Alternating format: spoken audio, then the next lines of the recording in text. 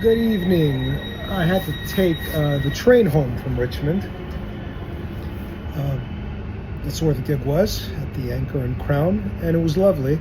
I was going to take the bus, but Thames Water was stripping the ground and installing some cabling of some kind, probably for their electrical systems. I could give a whole lecture about this because I know nothing about it, but I can sound very, very convincing. But how about I avoid that? I'm just introducing the video.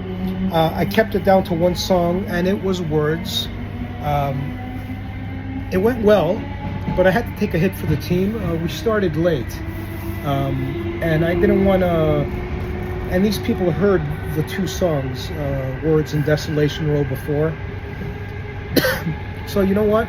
I felt okay with just agreeing to do the one song, because I know that the guy who promotes it was ambivalent about me doing a 10-minute song, and I wasn't that crazy about stripping down Desolation Row again, just when I felt like I was getting into the hang of doing it from beginning to end.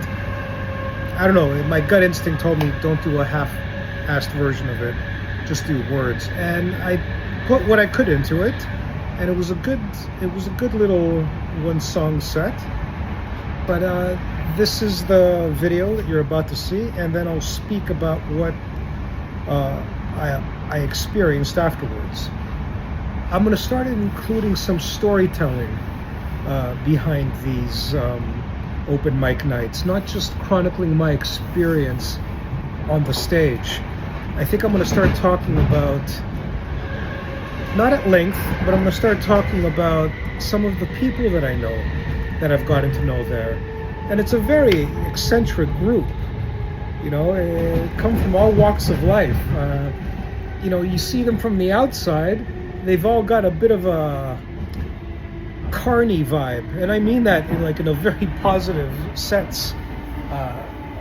They're good musicians, you know, they're good open micers. They're not professional musicians, but a couple of them are truly, profoundly musicians. There's one guy named Rob, and he does the arrangements to well-known songs that you listen to them, they're like his.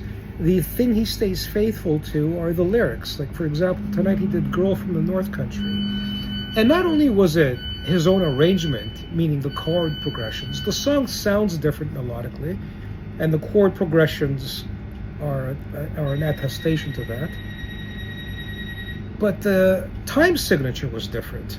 It wasn't the same pacing as the original Bob Dylan version, including the one he did with Johnny Cash. So it was a wonderful, wonderful night. I stayed till the end, like I usually do. I'll continue to make an effort to stay to the end to support the acts that are going on. But yeah, I decided to take a hit for the team and just keep it down to one song and spend more time listening and observing and soaking in the vibe. Next week, I'm hoping to be performing 2 new songs. I didn't get a chance to do On the Turning Away. I just couldn't nail it in time for tonight. So I may be doing On the Turning Away and Sunday Morning Coming Down by Johnny Cash. I think the crowd will enjoy that. And, well, especially if I do it well. But yeah, I'll just leave it at that. I'll see you on the other side of the clip. It's not long, maybe 4 minutes long. And then I'll speak about what I learned on stage and maybe go into a bit of storytelling about what this Monday evening club is. That's what they call themselves. It's pretty cool. Anyways, I'm meandering again. Over time, I will learn to meander less, I assure you. Bisous, bisous. See you on the other side. Okay, marvellous. Right, okay, let's get some sound out of this side.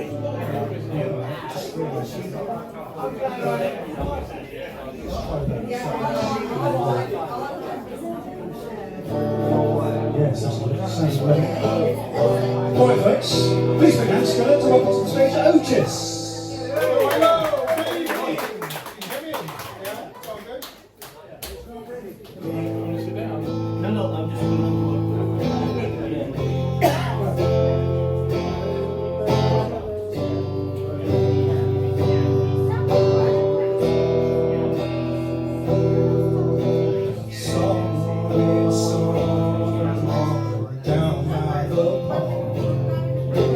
looking for something to thank you.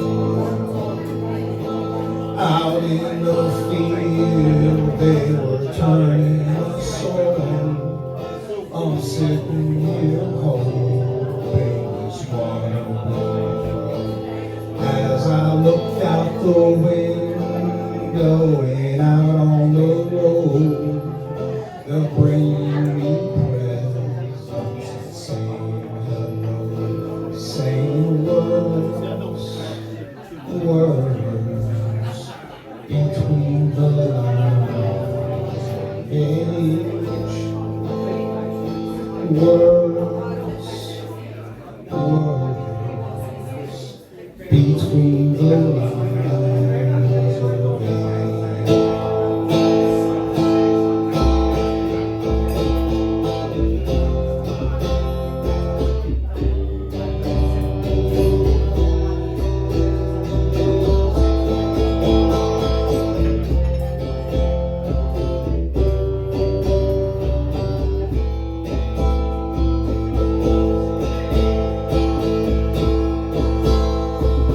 If I was a junk man selling you cars, washing your windows and shining your stars, thinking your mind was my own in a dream, what would you want? How would it seem? Living in castles a bit at a time. The king started laughing and talking in rhyme, saying words between the lines of age. Words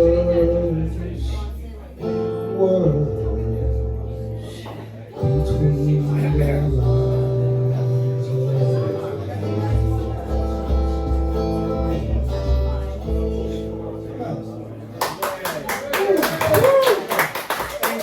Thank you.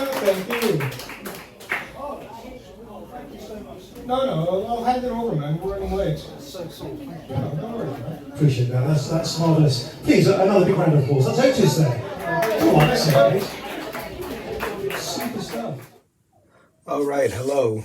So I should start off with the fact that I had to take a hit for the team, and I think I mentioned that in my intro video.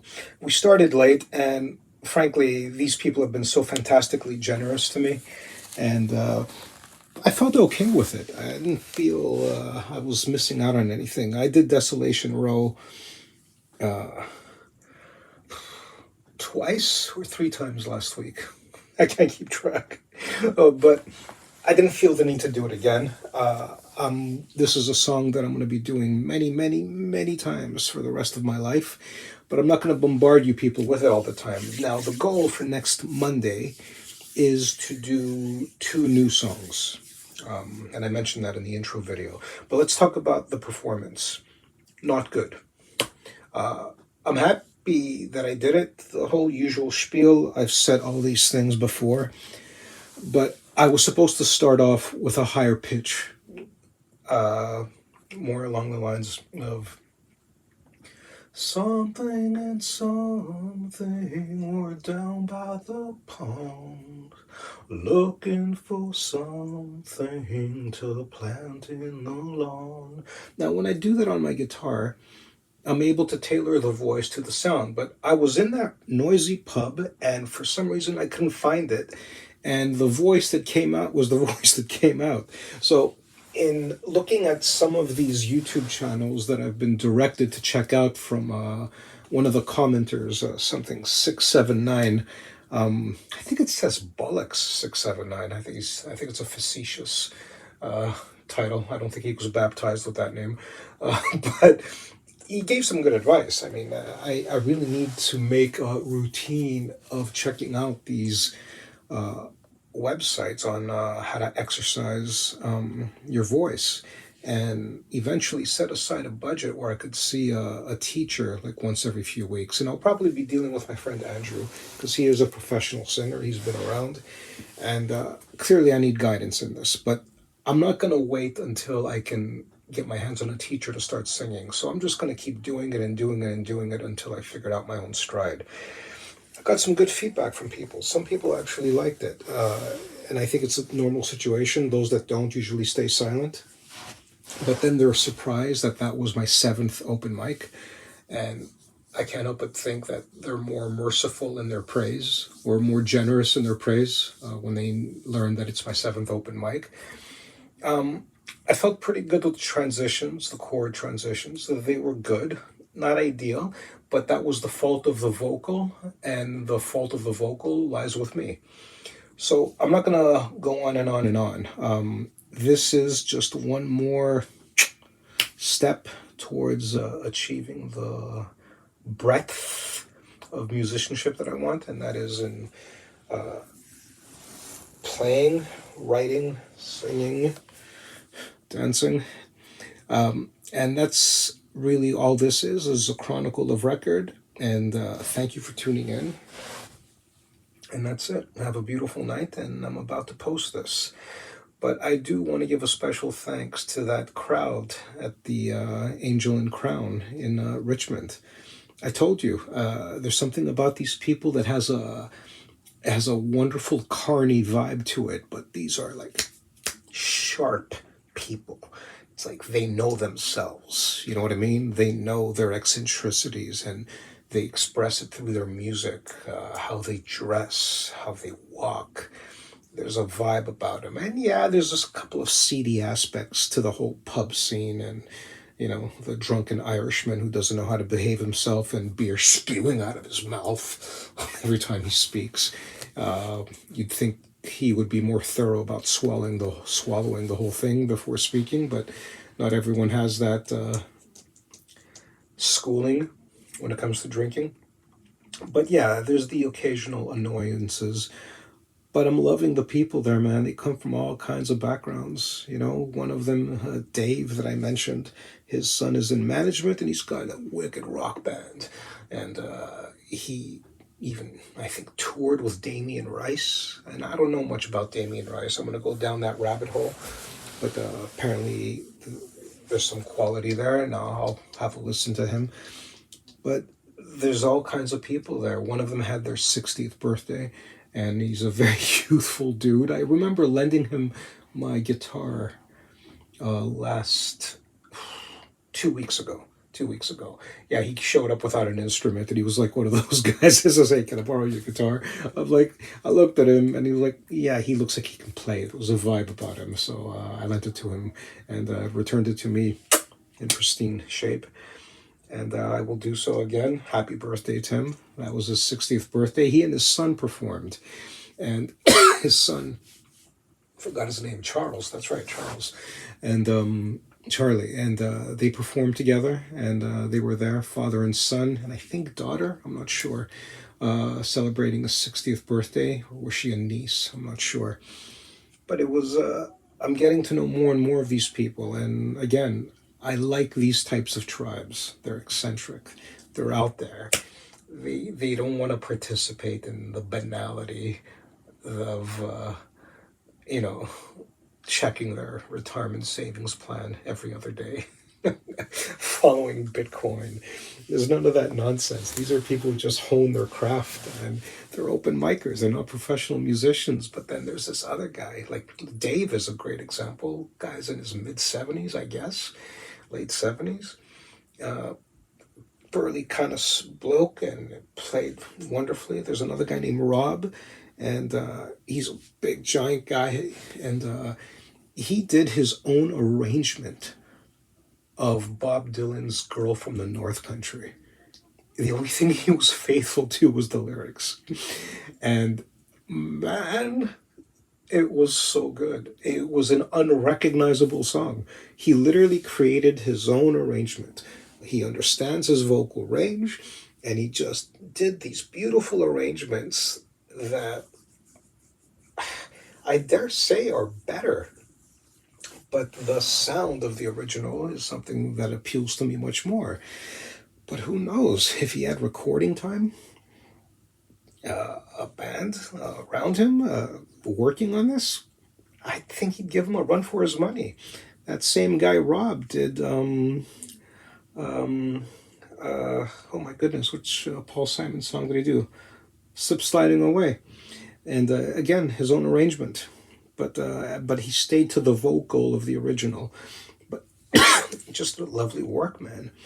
So it was a great night. I'm glad I forfeited an extra song slot for somebody else to just go hog wild. I was just going to deliver the same songs and probably no better.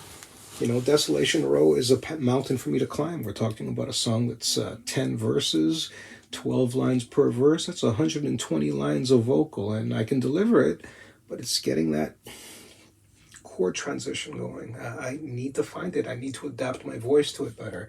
And you learn by doing, and I just keep doing it and doing it and doing it until I get there. And then when I do, that's when I'll start reinventing it, thinking of my own arrangements for the song. If anything, that guy Rob inspired me to do that, to develop the level of musicianship where I can create my own arrangement of these songs that I love and still stay faithful to the lyrics. So that's it. I think I'm saying goodbye for the third time in this segment. So I'll leave it at that. Love to all. God bless. And I'll see you tomorrow for, what is it? Wednesday strumming stuff, I believe. I'll find out then. Ciao.